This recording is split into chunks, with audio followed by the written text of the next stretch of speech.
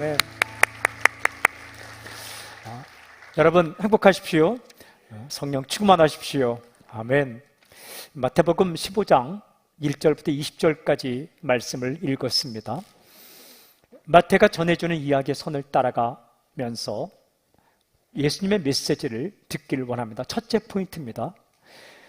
평범한 행동이 문제가 되다라는 거예요. 평범한 행동이 문제가 되었다. 1절, 2절 우리 함께 읽을까요? 1절, 2절 함께 시작. 그때 바리새인과 서기관들이 예루살렘으로부터 예수께 나와 이르되 당신의 제자들이 어찌하여 장로들의 전통을 범하나이까? 떡 먹을 때에 손을 씻지 아니하나이다. 바리새인과 서기관들이 예수님께 나와서 한 가지 행동을 트집 잡았습니다. 그 행동이 무엇이냐? 이렇게 읽겠어요. 떡 먹을 때에 손을 씻지 아니하나이다. 무슨 말씀입니까? 떡을 먹을 때에 손을 씻지 않고 먹었다라고 시비를 걸었습니다. 이게 문제라는 거예요. 여러분, 음식 드시기 전에 손 잘 씻으십시오. 요즘 그 영상에 보면 손 씻기 6단계라는 거 나와 있더라고요. 바닥을 이렇게 손바닥을 하고 손등을 하고 깍지를 껴고 엄지손가락하고 어쨌든 손 씻기를 잘 하시길 바랍니다. 그런데 여기서 바리새인들이 시비를 거는 것은 손을 씻지 않고 음식을 먹으면 위생상 좋지 않다라는 의미일까요? 그건 아닙니다. 그들은 왜 손 씻지 않고 음식 먹은 것을 시비를 걸었을까? 이 말에 그 이유가 나타나 있습니다. 당신의 제자들이 어찌하여 장로들의 전통을 범하나이까? 장로들의 전통을 범했다라는 겁니다. 장로들의 전통이란 바리새인들이 세워놓은 규칙을 말합니다. 이들이 하나님 말씀을 읽으면서 이렇게 하는 게 좋겠다라고 자기들이 만든 전통, 다시 말하면 사람이 만든 규칙과 전통입니다. 그 전통에 보면 음식 먹기 전에는 손을 씻어야 한다라는 규칙이 있었던 거예요. 그래서 이 규칙을 제자들이 어겼다라고 시비를 거는 겁니다. 이러한 시비에 대해서, 이러한 비판에 대해서 예수님께서 어떻게 말씀하시는가? 굉장히 중요한 말씀하세요. 두 번째 포인트입니다. 사람의 전통보다 하나님의 계명이 중요하다 라고 말씀. 사람의 전통보다 하나님의 계명이 중요하다. 3절을 제가 읽을게요. 대답하여 이르시되 너희는 어찌하여 너희의 전통으로 하나님의 계명을 범하느냐. 대조되는 두 가지가 나와요. 너희의 전통, 하나님의 계명. 너희의 전통이라는 것은 사람이 세워놓은 전통을 가리키고 하나님의 계명은 하나님이 주신 말씀을 가리킵니다. 무엇이 더 중요하냐? 사람이 세운 전통보다 하나님의 계명이 훨씬 더 중요하다라고 말씀하시는 거죠. 그러니까 밥을 먹기 전에, 떡을 먹기 전에 손을 씻어야 된다는 것은 사람의 전통이지 하나님의 말씀은 아니다라는 말씀이에요. 여러분, 바리새인들은 왜 이런 규칙을 만들었을까? 밥을 먹기 전에는 손을 씻어야 한다는 규칙을 만들었을까? 구약성에 읽어보면 일상적인 생활을 할 때 식사하기 전에 손을 씻어야 한다라는 규칙은 없습니다. 오늘 집에 가셔서 구약성경을 차근차근 읽으시면서 식사하기 전에는 손을 씻어야 한다라는 구절을 찾아오면 평생 식사비를 제가 대도록 하겠습니다. 그런 규칙이 성경에 없어요.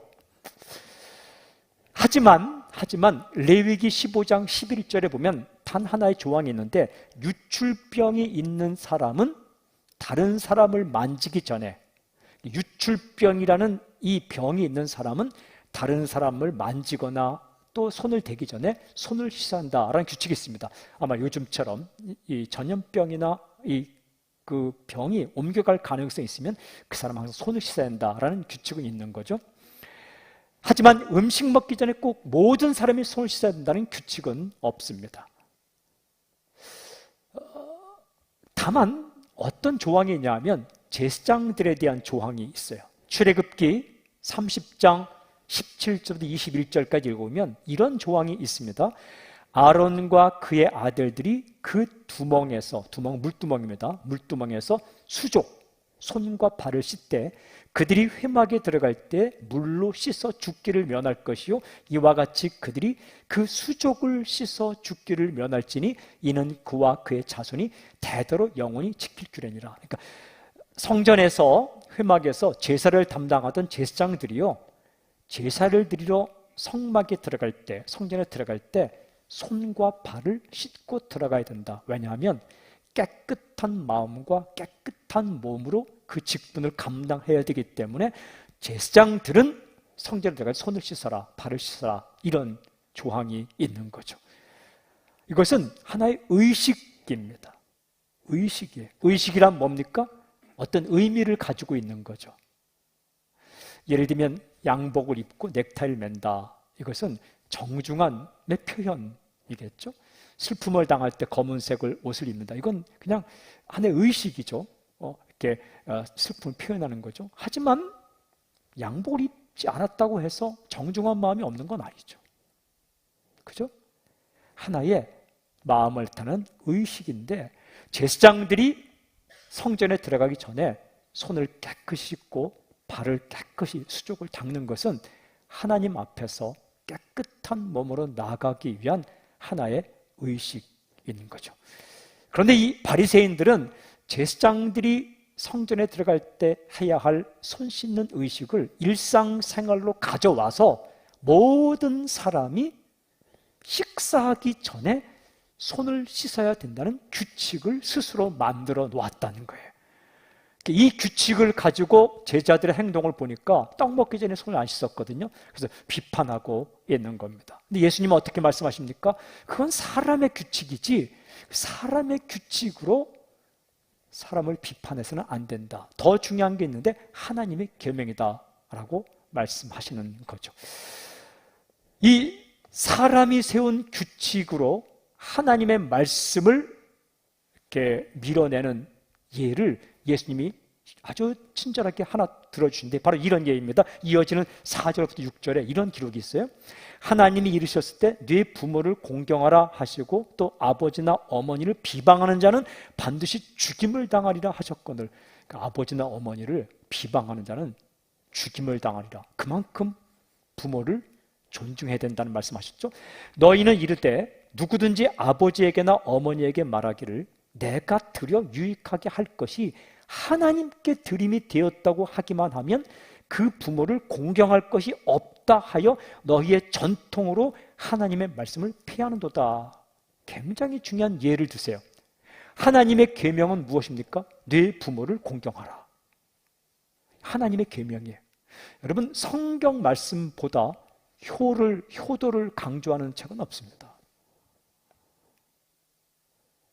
고전의 많은 책들이 효도를 강조하지만 성경 말씀처럼 부모를 업신여기면 죽임을 당할 정도로 부모님을 공경하는 말씀은 없습니다.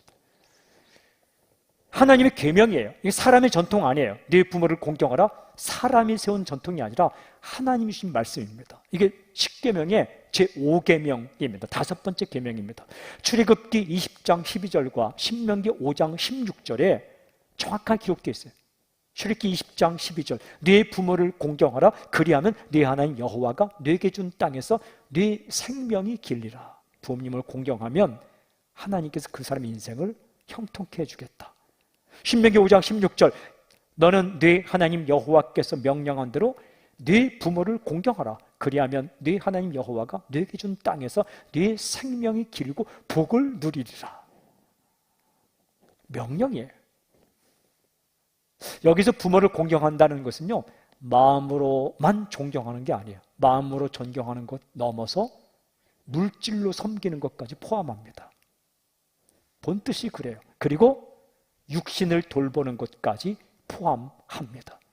마음으로 내 부모를 업신여기지 말고 존중하고, 그리고 부모님이 수입이 없어질 때는 물질로도 공경하고, 그리고 몸이 불편할 때는 육신적으로도 돌봐주라라는 하나님의 명령이에요.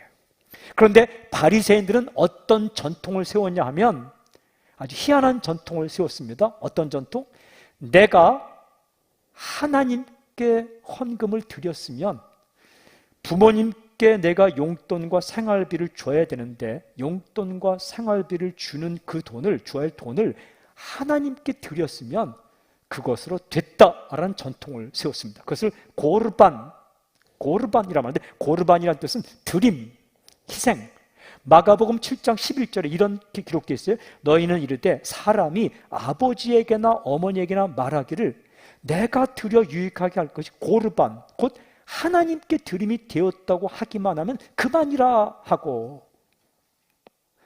그러니까 내가 어머니 아버지께 드릴 돈을 하나님께 헌금했으니까 그만 됐다.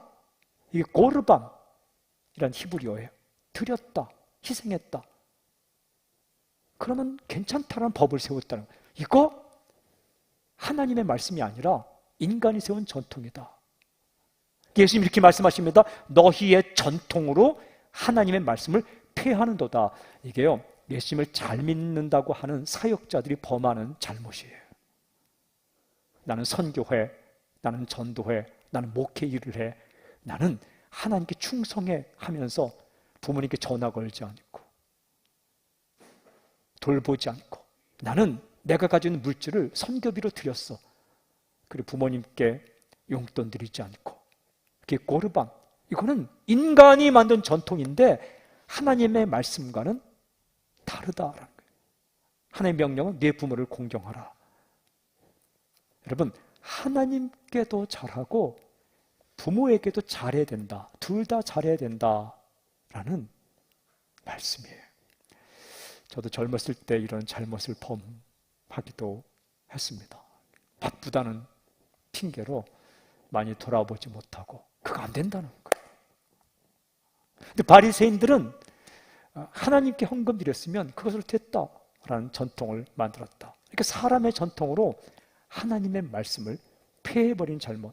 마찬가지로 손을 씻지 않고 떡을 먹어서는 안 된다는 건 사람의 전통인데 그 전통을 들어서 지금 형제를 비판하고 비방하는, 이게 더 안 좋다는 말씀입니다. 예수님은 이 말씀을 하시면서 자기들이 세운 전통으로 하나님의 말씀을 이렇게 버리는 사람을 외식하는 자들이다라고 말합니다. 이어지는 7절 9절 보세요. 제가 읽을게요. 외식하는 자들아, 이사야가 너희에 관하여 잘 예언하였도다. 일렀을 때 이 백성이 입술로는 나를 공경하나 마음은 내게서 멀도다. 사람의 계명으로 교훈을 삼아 가르치니 나를 헛되이 경배하는도다 하였느니라 하시고. 그러니까 사람이 나름대로 세운 전통으로 잘한다고 생각하며 하나님을 섬기는데, 이게 외식이 뭐예요? 가면을 쓰고 살아가는 거예요. 가면을 쓰고 살아간다. 진짜를 버린다는 거예요.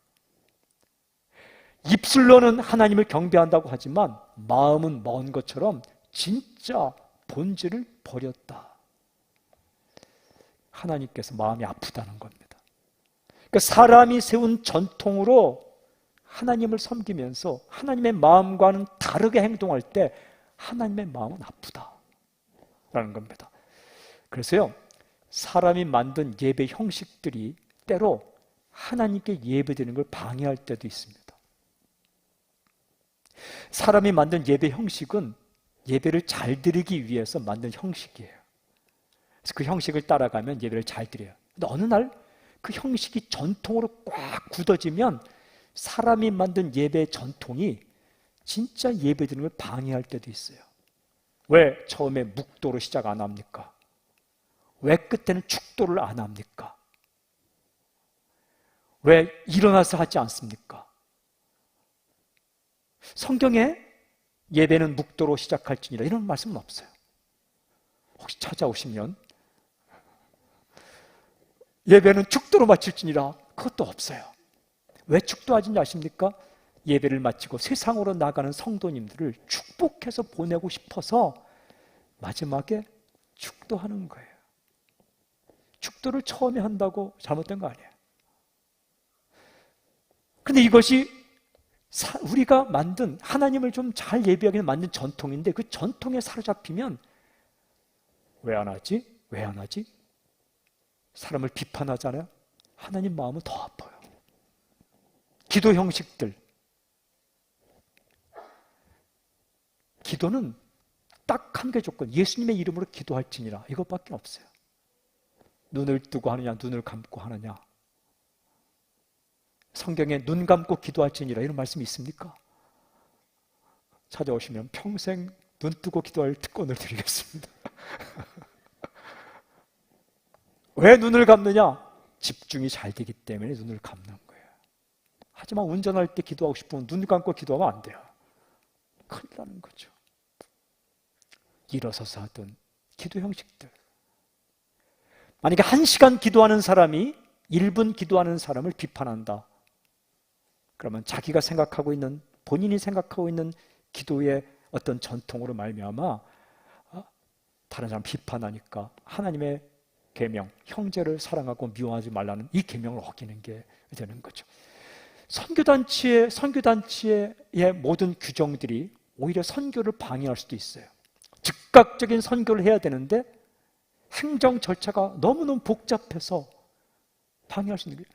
여러분, 교회 구제를 위한 행정 절차들이 너무 복잡하면 사람이 지금 당장 굶어 죽어가고 있을 때에 회의하다가 굶어 죽을 수도 있는 거예요.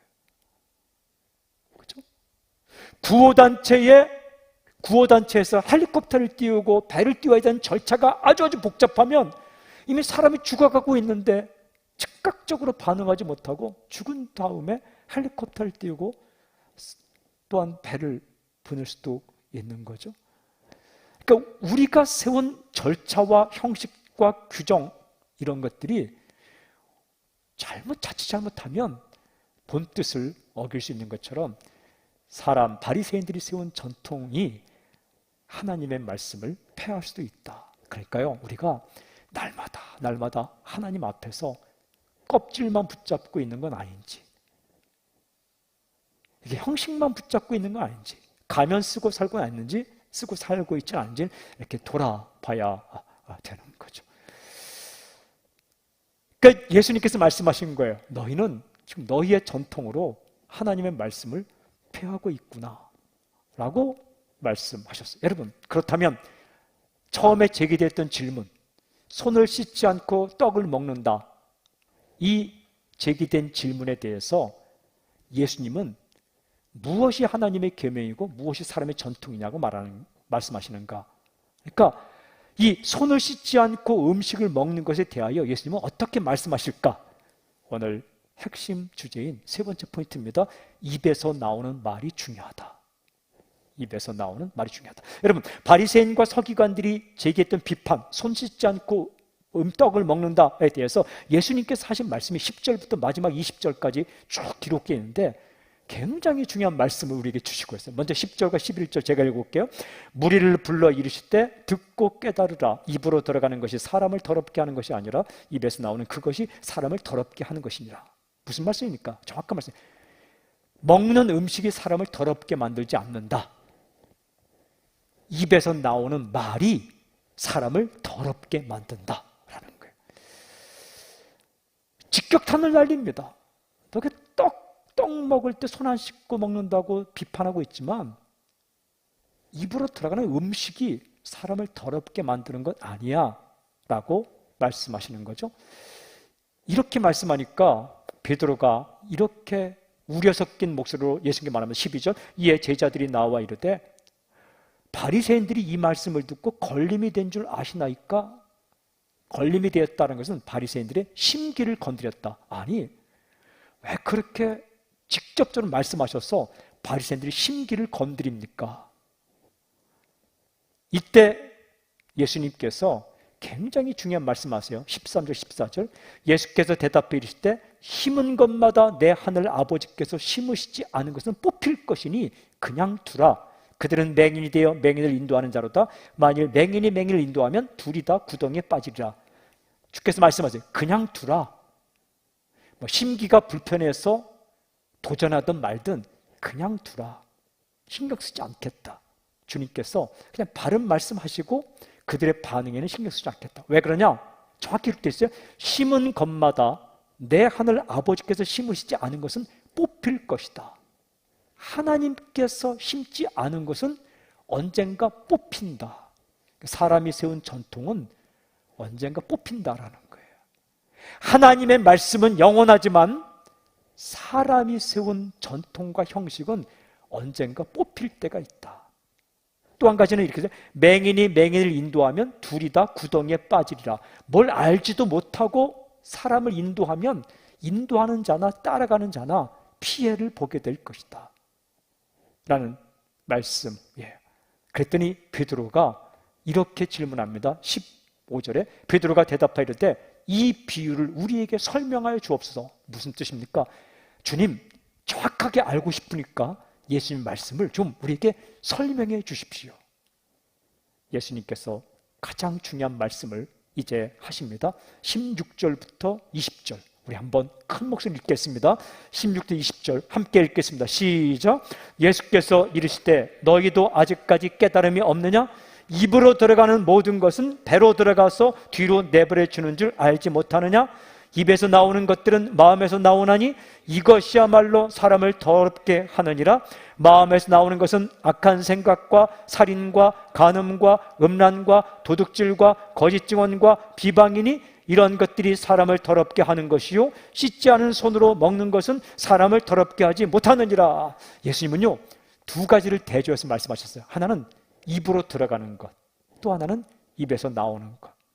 입으로 들어가는 것은 음식입니다. 입에서 나오는 것은 말입니다. 여러분, 입으로 들어가는 음식에 대해서 주님께서 어떻게 말씀하시는지 아십니까? 이렇게 말해요. 배로 들어가서 뒤로 나간다. 굉장히 적나라한 표현이에요. 배로 들어가서 뒤로 나간다. 입으로 들어가서 배로 들어가고 소화가 돼야 뒤로 나간다. 끝이라는 거예요. 그래서 어떻게 말씀하시고 20절에 씻지 않은 손으로 먹는 것은 사람을 더럽게 하지 못하느니라. 정확히 말씀하셨어요. 씻지 않은 손으로 먹는 것은 사람을 더럽히지 못한다. 그러니까 손 씻고 먹든 손 안 씻고 먹든 음식은 사람을 더럽히지 못한다. 사랑 여러분, 음식은 가려서 먹어야 돼요. 깨끗하게 조리를 해서 먹어야 되고 해로운 음식은 먹지 말아야 돼요. 예수님은 지금 먹는 음식이 사람을 더럽히지 못한다고 말씀하시면서 음식 아무거나 먹어도 된다는 말씀은 아니에요. 여러분 꼭 손 씻고 음식 조리하세요. 그건 위생상 중요해요. 사랑이에요, 사랑. 그리고 손 씻고 드세요. 그건 자기 사랑이에요. 그리고 해로운 음식은 드시지 마세요. 특별히 혹시라도 담배를 아직까지 피우시는 분들은요 건강을 위해서 끊으세요. 이 음식 가운데는 해로운 음식이 있고 이로운 음식이 있는데 그걸 먹지 않는 것, 해로운 음식은 먹지 않는 것, 건강을 위해 중요해요. 그런데 여기서 어떤 음식에도 음식이 사람을 더럽히지 못하니, 더럽힌다는 의미가 뭘까? 이것은 몸을 해롭게 한다는 의미가 아니에요. 하나님 앞에서 죄인으로 만든다라는, 더럽다는 것은 하나님 앞에서의 성결하지 못함을 가리키는 거예요. 그러니까 극단적인 예를 들자면 크리스찬이 술을 먹고, 잘 들으셔야 돼요. 그리스도인이 술을 먹고 담배를 피운다고 해서 그것이 하나님 앞에서 죄가 되어서 지옥 가지는 않는다, 이런 얘기예요. 그러면 술과 담배를, 음식을 먹을 때에 그것이 하나님 앞에 있을 때에 죄로 정죄되지 않는다고 해서 우리가 목사님 말씀할 때 마음대로 하라 그랬어. 그게 아니라 두 가지 이유에서, 첫 번째는 이유는 뭐냐 하면 몸을 해치니까. 당신의 몸은 당신의 것만이 아니에요. 하나님의 것이고 가족의 것이에요. 가족의 것. 당신이 아프면 가족의 마음이 얼마나 아파요. 그죠? 부모님의 마음이 얼마나 아파요. 가족의 마음이 얼마나 아파요. 그러니까 해가 되는 음식은 먹지 말아요. 또 한 가지는 사도 바울의 고백처럼 모든 것이 가하나, 모든 걸 할 수 있으나 모든 걸 유익한 것 아니에요. 제가 만약에, 저는 술, 담배 하지 않습니다. 결단코 약속합니다. 근데 그것이 왜 제가 하면은, 만약에 제가 했다 하면 믿음이 연약한 사람들은 상처를 받습니다. 그죠? 저는 건강을 위해서 안 하고, 그 다음에 누가 상처받을까 봐 안 하는 거예요. 근데 제가 신방하다 보면 예수님 믿기 얼마 안 된, 믿은 지 얼마 안 되는 분은 목회자가 왔다고, 정말 소중한 손님이 왔다고 비싼 포도주를 이렇게 준비할 때가 있습니다. 값비싼, 저는 가격을 좀 모르겠어요. 값비싼 포도주를 정성껏 준비해서 이렇게 벌써 기도하자마자 뚜껑을 땄습니다. 그럼 제가 거기서 무슨 이렇게 말하지 않습니다. 왜냐하면 정성으로 준비한 거예요. 저는 말합니다. 근데 너무 고마운데요. 저는 이렇게 건강한 술을 마시지 않고, 또 제가 하면은 또 이렇게 상처를 받기 때문에, 또 한 가지 여기서 먹고 여기서 안 먹으면 또, 그래서 제가 먹지 않기로 결단을 하고 어릴 때부터 했는데요. 제가 그냥 한 잔 따를 테니까 맛있게 드세요. 고기에는 포도주죠. 그래서 이렇게 그러면 이분이 두 가지 반응을 보입니다. 그럼 저도 안 마실래요. 그럼 제가 싸갈까요? 어쨌든 이렇게 그 다음에 그럼 알겠어요. 그럼 저는 이렇게 맛있게 예, 편하게 드세요. 그렇게 합니다. 왜냐하면 그것이 그 사람을 하나님 앞에 죄인으로 만들지 않기 때문에 그런 거예요. 예수님 말씀에. 하지만 여기에서, 그렇다고 오늘 가서 마음대로 마시자, 건강상 좀 이렇게 끊으세요. 어쨌든 여기에서 정결하지 못하는 건 하나님 앞에서 더럽게 여김을 받는다. 이 바리새인들은 손을 씻지 않고 음식을 먹으면 정결법을 어긴 것이고, 정결법은 죄를 지은 것이며, 죄를 짓게 되면 하나님 앞에서 부정한 존재가 되기 때문에 그 의식을 행하지 않은 것으로 여겼다는, 이건 하나님의 말씀이 아니라 자신의 전통이죠. 주께서 말씀하셨어요. 어떤 음식을 먹든지 음식 먹은 것 때문에 죄가 되진 않는다 라는 말씀이에요. 하나님은 폭이 굉장히 넓으세요. 우리를 막 얽어매는 분이 아니라 이렇게 정말 많은 자유를 주신 거예요. 더 중요한 게 뭐냐? 입에서 나오는 것이다. 입에서 나오는 것들, 그것은 마음에서 나오는 것들인데, 19절에 보면 구체적으로 이런 게 있어요. 악한 생각, 살인, 간음, 음란, 도둑질, 거짓 증언, 비방, 이런 게 더 무서운 것이다. 이건 죄다라는 거예요. 이건 더러운 것이다. 왜? 하나님이 싫어하는 것이다.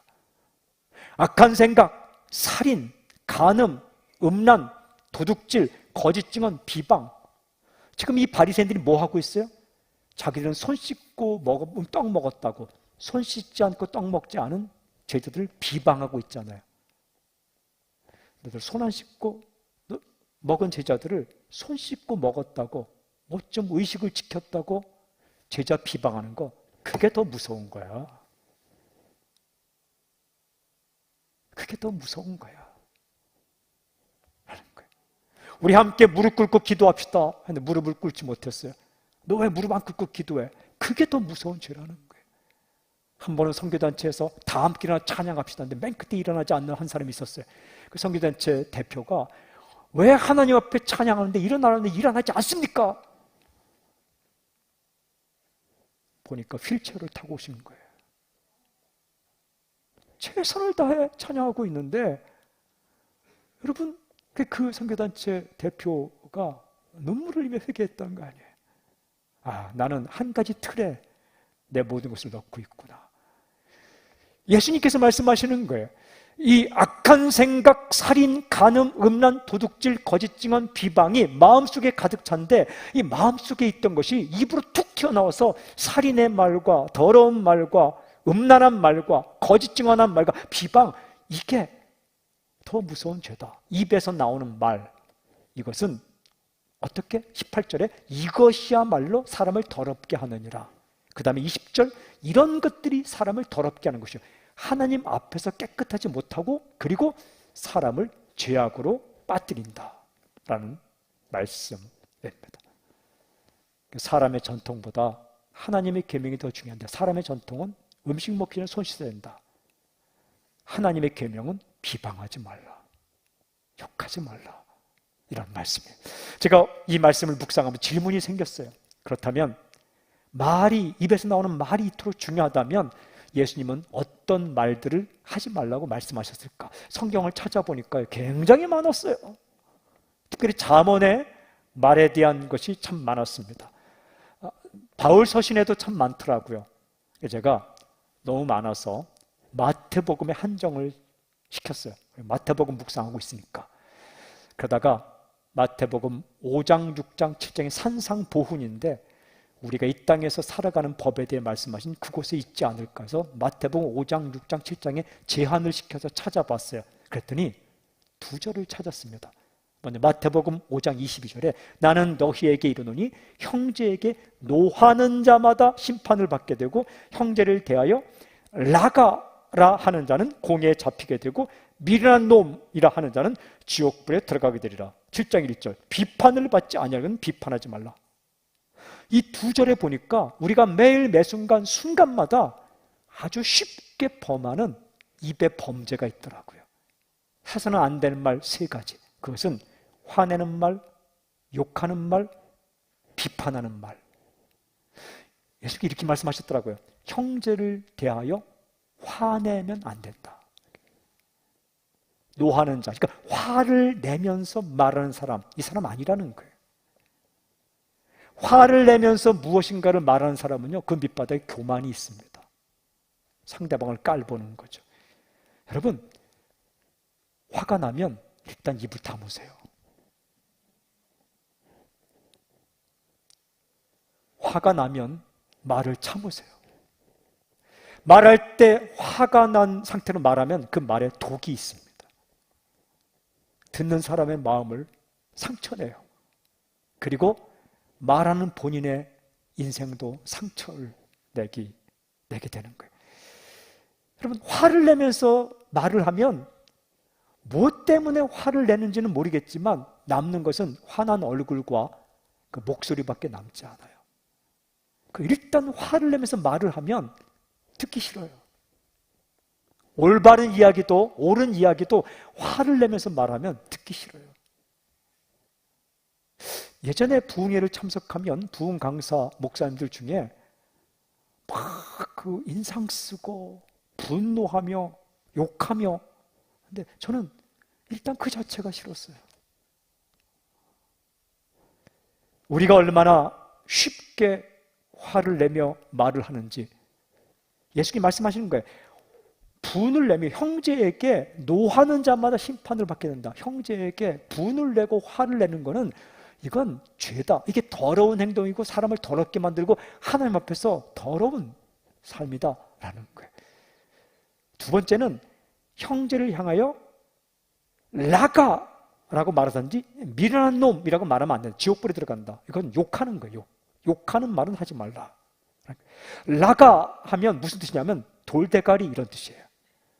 우리 어릴 때 많이 듣던 거 빠가야루 뭐 이런 게 있었어요. 그 일본 말인데 그 단단한 머리 뭐 이런 그런 말이래요. 얼마나 무의식 중에 많이 했는지 몰라요. 미련한 놈 똑같은 의미예요. 여러분, 욕의 핵심 뭐냐면 인격 비하예요. 인격 비하. 욕을 잘 분석해보면, 제가 전 세계 욕을 분석해봤는데 그 욕의 핵심 뭐냐면 상대방의 인격을 비하하는 거예요. 그런 말 하지 말라는 거예요. 아유, 바보 같은 놈. 아유, 미련한 사람. 아유, 새대가리. 뭐 이런 거. 저 해버렸네요. 어쨌든 얘로. 그런 말 하지 말라는 거예요. 그게 더러운 거래요.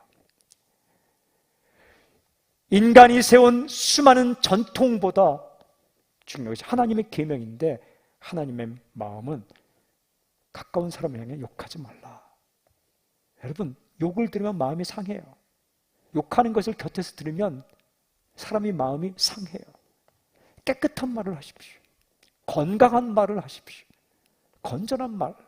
3번째는 비판하는 말을 하지 말라. 주께서 말씀하셨어요. 이런 비판은 상대방의 인격을 깎아내리는 거예요. 평가절하 하는 거예요. 그거 꼭 기억하세요. 상대방을 깎아내린다고 내가 올라가는 거 아니에요. 오히려 상대방을 존중할 때 나의 인격과 품격이 높아져요.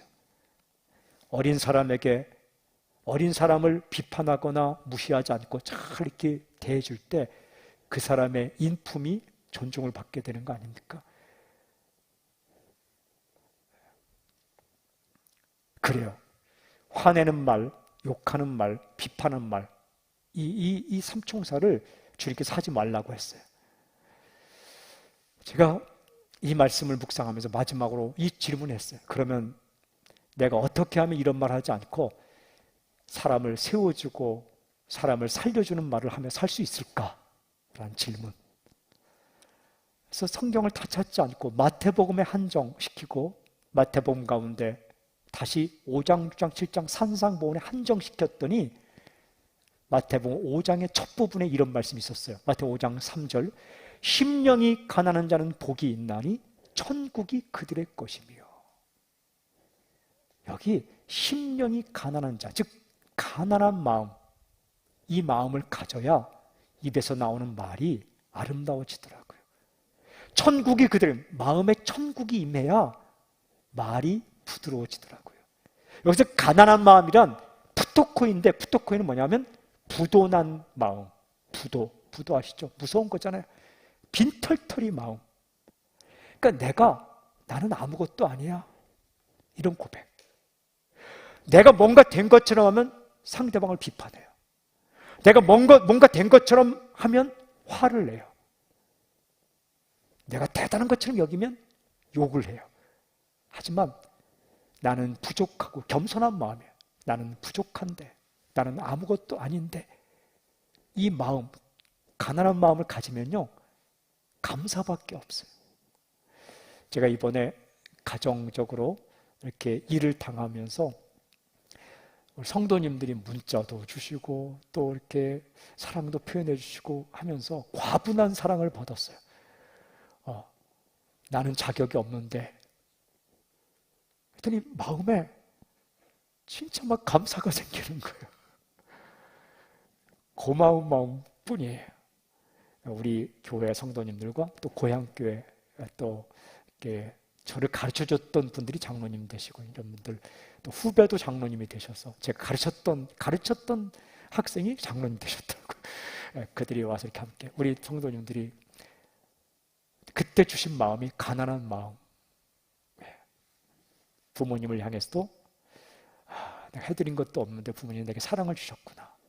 우리 교회와 성도님들에게도 그런 마음이 생기니까 말이 부드러워지더라고요. 고맙습니다. 감사합니다. 그리고 마음에 천국이 임하니까 화내지 않고 성내지 않고 부드러워지더라고요. 주님께서 말씀하셨어요. 심령이 가난한 자가 복이 있는데 천국이 그들의 것이며. 여기부터 시작해서 이 마음, 겸손한 마음, 가난한 마음, 은혜의 마음, 이 마음을 가지면 입에서 나오는 말이 비방과 욕과 분노가 사라지고 세우는, 그래서 마태복음 5장 16절에 우리의 착한 행실로 하나님을 영광스럽게 하는 그런 삶을 살 수 있다라고 말씀해 주세요. 사랑하는 여러분, 주께서 말씀하셨어요. 입에서 나오는 말이 중요하다. 사랑하는 사람들, 가까이 있는 사람들을 향해 비판과 분노와 욕, 인격 비하가 사라지고 우리의 말 가운데 깨끗함이 임해서 세워주고 살려주고 용기를 주고 희망을 주는 그런 말을 할 수만 있다면 얼마나 감사한 일입니까? 얼마나 고마운 일입니까? 그 사람은 누가 있겠습니까? 저는 오늘 이 시간 이 주님의 말씀을 통해서 선포하고 축복합니다. 당신의 마음이 높아지지 않고 우리의 마음이 교만해지지 않고 늘 겸손하게 낮아져서 우리 마음에서 나오는 입술의 말들이 하나님께 영광을 돌리고 또한 사람을 일으키고 살리는 귀한 그런 삶을 살기를 저는 선포합니다. 주님을 찬양합니다. 할렐루야. 주를 높여드립니다. 아멘. 주를 높여드립니다. 오늘 이 시간 하나님을 향해 이런 고백을 하고 싶어요. 우리가 불렀던 건데, 내가 누려왔던 모든 것들이, 내가 지나왔던 모든 시간이, 내가 걸어왔던 모든 순간이 당연한 것 아니라 은혜였어. 부모님을 향해 이 말을 할 수 있다면 얼마나 좋겠어요. 남편과 아내를 향해 이 말을 할 수 있으면 얼마나 좋겠어요. 부모가 자녀에게 이 말을 할 수 있다면, 목회자가 성도에게, 성도가 목회자에게 서로 이 말을 할 수 있다면 얼마나 좋겠어요. 우리 그냥 서로 보면은 좀 무안하니까 그냥 이렇게 혼자 해봅시다. 당연한 게 아니라 은혜였다. 시작. 겸손한 마음. 당연한 거라 생각하면 교만해요.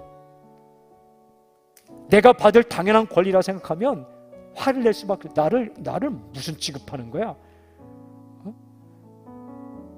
내가 이런 취급 아니에요. 당신은 본래 VIP가 아니라 티켓도 없던 사람이에요. 그냥 티켓 없는 사람인데 하나님께서 티켓도 주시고 VIP처럼 해서 지금까지 살아온 거예요. 나는 VIP 대접을 받아야 될 마땅한 사람인데 하면은 교만한 거예요. 내가 걸어왔던 모든 순간이, 아침 해가 뜨고 저녁에 노을, 봄의 꽃 향기와 가을의 열매, 변하는 계절의 모든 순간이 당연한 것 아니라 은혜였어. 내가 살아가는 모든 순간이 은혜. 이 찬양 부르고 이어서 내 영혼이 은총이 보에 그 할렐루야 찬양하세 내 모든 죄 사함 그 어디나 하늘나라. 이 찬양으로 주 앞에 올려. 우리 다 함께 일어나 찬양할까요? 내가 누려왔던 모든 것들이, 제가 가사를 불러드릴게요. 찬양하며 나아가. 내가 누려왔던 모든 것들이, 함께 내가 지나왔던 모든 순간이,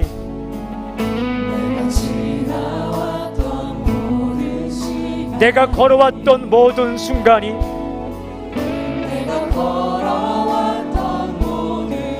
당연한 것 아니라 은혜였소.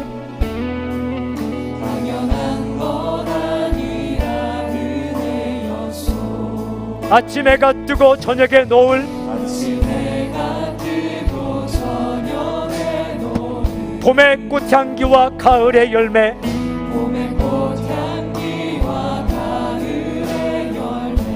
변하는 계절의 모든 순간이, 당연한 것 아니라 은혜였소.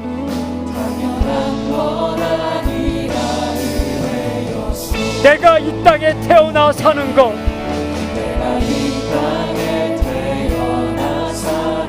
어린 아이 시절과 지금까지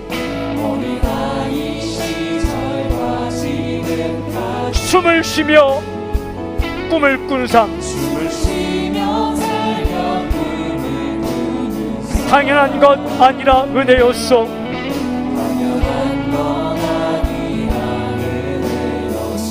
내가 하나님의 자녀로 살며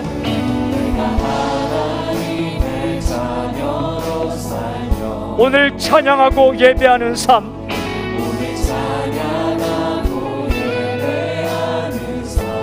복음을 전할 수 있는 축복이,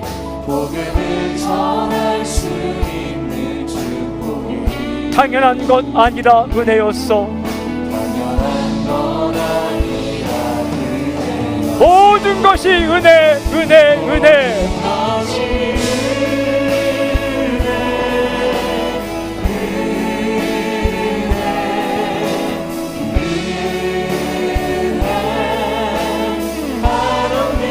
내 삶에 당연한 것,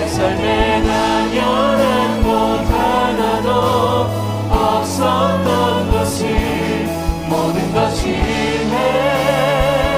은혜였소. 모든 것이 은혜. 모든 것이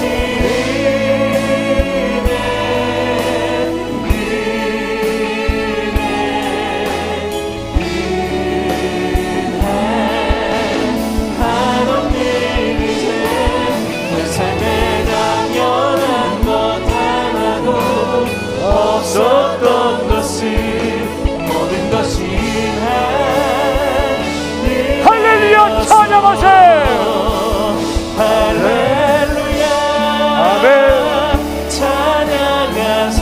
주님을 찬양합니다. 내 모든 죄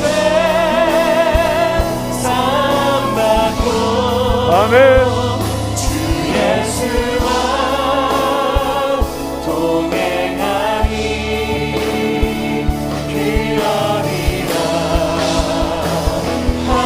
할렐루야 찬양하세. 할렐루야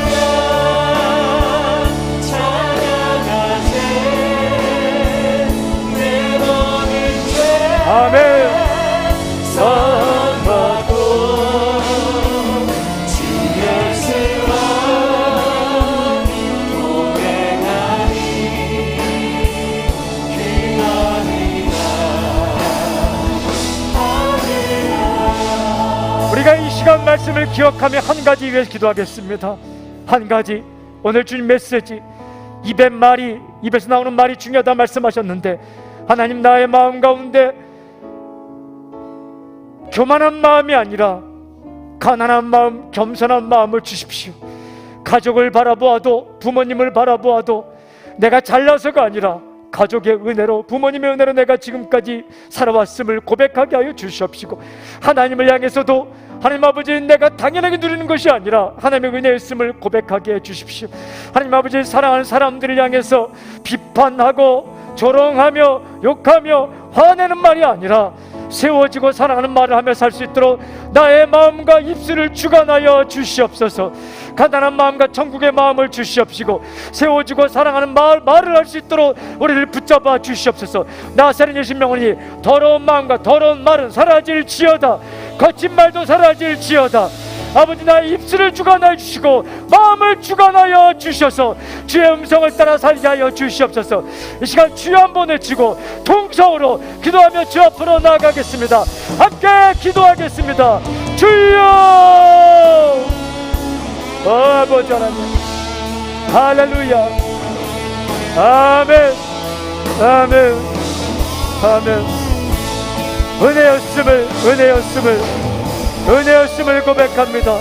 모든 것이 은혜였음을 고백합니다. 주께서 함께 해주시옵시고 우리 감사합니다. 할렐루야, 할렐루야. 주님을 찬양합니다. 주를 높여드립니다. 입술을 주관하여 주시옵소서. 말을 주관하여 주시옵소서. 아멘, 아멘, 아멘, 아멘. 주님을 찬양합니다. 할렐루야. 우리 입술의 말 가운데 더러운 말과 추악한 말과 비방하는 말과 욕하는 말과 원하는 말이 사라지게 하여 주시옵시고, 세워주고 사랑하며 여기주고 격려하는 말이 나올 수 있도록 하시옵소서. 우리 마음을 주관하여 주셔서 주께서 더러운 말이 아니라 깨끗하고 아버지 영광 있는 말을 하시고 살 수 있도록 인도하여 주시옵소서.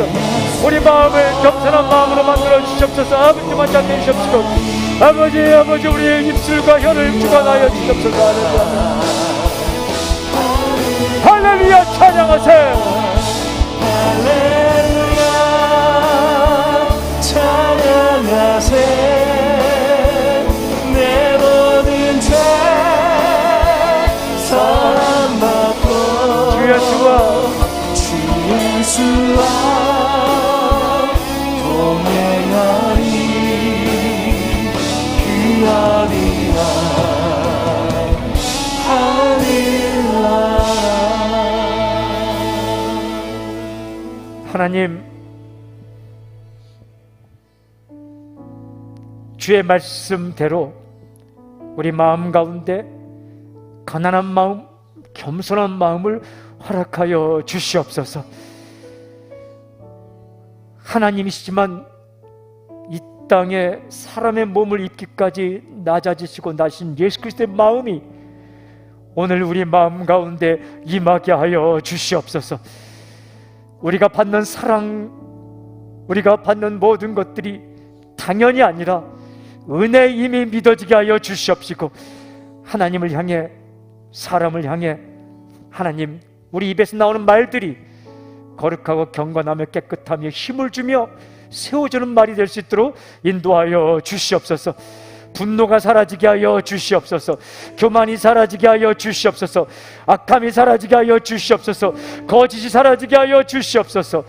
하나님, 오늘 주의 말씀을 따라 우리의 마음과 입술과 입의 말을 주께서 기뻐하시는 대로 사용하시도록 우리를 주관하여 주시옵소서. 주의 은혜에 감사하며 귀한 물질을 주께 드립니다. 기쁘게 받아주시고 이 물질이 쓰여지는 곳마다 사람이 살아나고 일어나는 하나님의 사건이 일어나게 해 주십시오. 주님을 찬양합니다. 우리 사랑하는 성도님들 어느 곳에 있든지 그 인생과 가정 가운데 길이 열리고 물질이 공급되며 자녀가 생기고 직장이 생기고 일이 생기고 그리고 육신이 회복되며 관계가 회복되는 놀라운 축복된 사건들이 일어나게 해 주시옵소서. 주님 찬양하며 예수님의 이름으로 기도하며 지금 이 시간 우리 주 예수 그리스도의 은혜와 하나님의 사랑과 성령님의 교통하심이 이 자리에서 또한 각자 위치에서 예배 자리에 있는 하나님의 아들 딸들 위해 지금부터 영원토록 함께하기를 간절히 축원하옵나이다. 아멘. 아멘. 찬양합니다.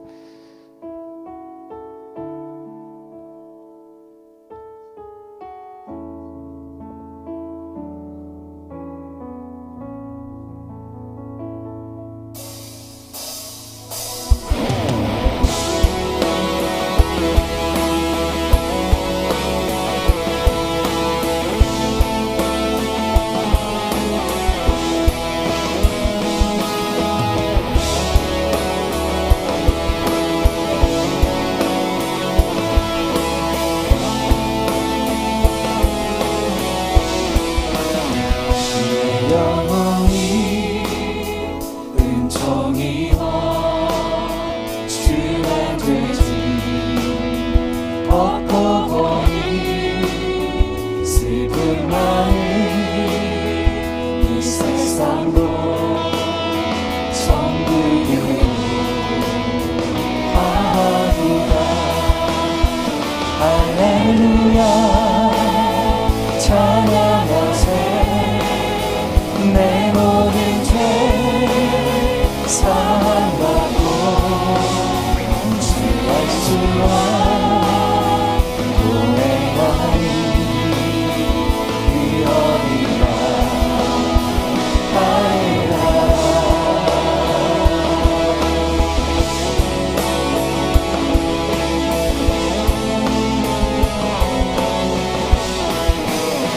주의 얼굴 전에 멀리 헤어 하늘나라 내 맘속에 이루어지니 날로 하여 가깝도다. 할렐루야 찬양하세. 내 모든 죄 사함받고 주 예수와 동행하니 이러리라. 하늘나라.